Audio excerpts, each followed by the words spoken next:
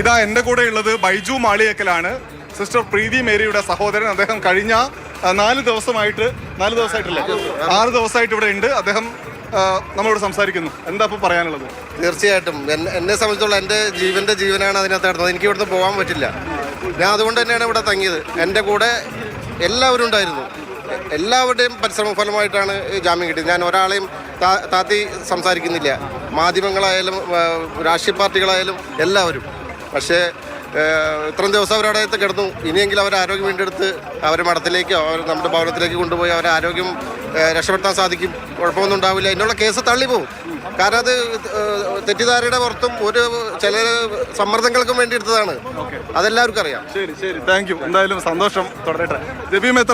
നീതി ദേവത കണ്ണു തുറന്നു. ഈ രാജ്യത്ത് ജനാധിപത്യവും നിയമവ്യവസ്ഥയും ഉണ്ടെന്ന് വീണ്ടും തെളിയിക്കപ്പെട്ടു. വളരെ സന്തോഷം, വളരെ സന്തോഷം. ഇത് കേരളത്തിന്റെ തന്നെ ഈ സമൂഹം ചെയ്യുന്ന നല്ല കാര്യങ്ങൾക്ക്, ആ സിസ്റ്റർമാരെ കാരാഗ്രഹത്തിൽ അടച്ചവർക്കുള്ള മറുപടി കൂടിയാണ് ഇത്. ഒരുപാട് സന്തോഷം.